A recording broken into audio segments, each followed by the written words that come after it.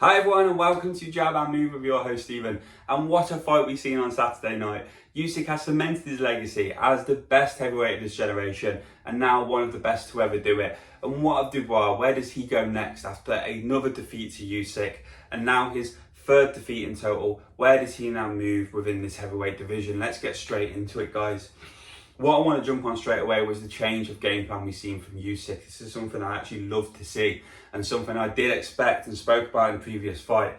I thought he'd go for the knockout. I know people spoke about Dubois and the weight of Dubois and the knockout power of Dubois, but what people don't realise is when it comes to Usyk, and I think a lot of people miss this, is that yes, he's a workaholic in the ring. He will mentally and physically tire you out. But what that does is it creates opportunities for him to get the wear and tear on you. What he also has is the ability to hit you in the right spot at the right time with the right amount of power to knock you the fuck out. And that's what he did. And that's what I liked about that Saturday night. It was something a little different from Usyk.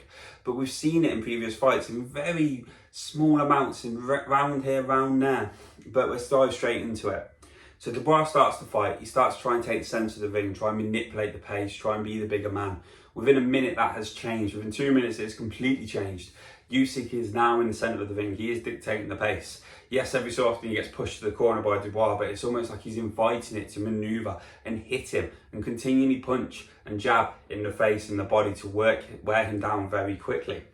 And I liked it because, again, it left him vulnerable. Every time Dubois tried to come in with the right, you would see Usyk come back and go with the overhand left and then with another body shot or another head shot with the right. And you kept seeing that time and time again for the first few rounds. It was very even in the first round. I think sort of Dubois did start strong and he tried to impose himself, but very quickly Usyk turned that around. And then from then on, it was just Usyk's fight and he was dictating the pace and he was dictating the actual physicality of the fight, and that's what I liked about it. It was very different this time around, and I think Dubois was almost exhausted of ideas within the first 2 rounds. We've seen him come out with a game plan, and I think very quickly the game plan has shifted, and he was like, what do I do next?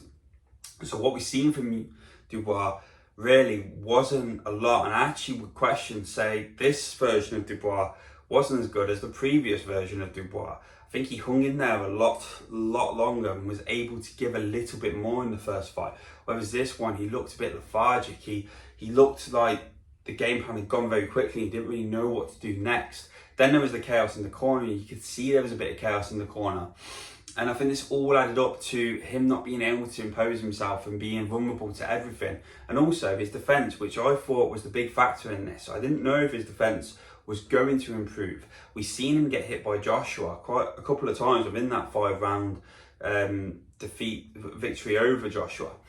And it left him vulnerable. And we knew if he kept keeping his left down and if he kept keeping his guard down, he was going to be vulnerable and susceptible to a lot of counter punches from Usyk. And that's what we've seen. And it never seemed to be something that he adapted or changed, which was surprising. So I thought that'd be the big thing they'd work on, especially with someone like Usyk being the other opponent and someone who's already been in the ring with for 12 rounds.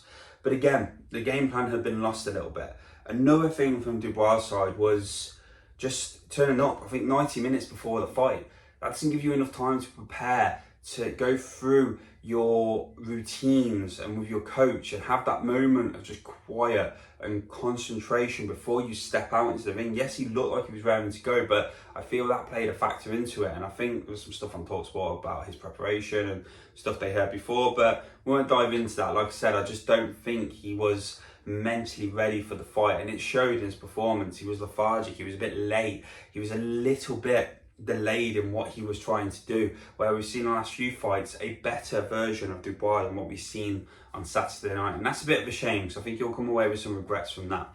But let's go and talk about the champion Usyk. What a fighter he is. He not only did what we expect him to do, which was win, but he did it in a different way. He was able to actually knock out an opponent, really put the power show on and prove to people that he can not only outbox you, he can actually outpunch you. And that was something that we didn't expect. Now, I've seen it before. In the first fight with Joshua, he could have done it and he stepped back. In the 9th round against Fury, it should have been called off and it never happened. But with this one, this was an absolute clinic in getting an opponent out. And I think he knew it. So for me, where does Usyk go next? I think, to be honest, he has to look at possibly retiring. He's completed boxing. If he wants to carry on, for me, the only other opponent next would be Joseph Parker. He deserves his shot. He's beat everyone else in front of him to get to this point, so I think he deserves it. So for me, it would be Usyk Parker, and I would be really interested in that fight, but I would like to see him just hang up and say, I'm done. I'm going to walk off in the sunset with my family, king of the hill, see you later. You know, he's got all the money in the world. He's accomplished everything he possibly could within the game. He doesn't need to fight on. So I would like to see him retire, but if he was going to fight anyone, for me, it'd be Parker. And what of Dubois? Now, there's been a couple of claims that Dubois actually choked it a bit, and I'm not so sure about that.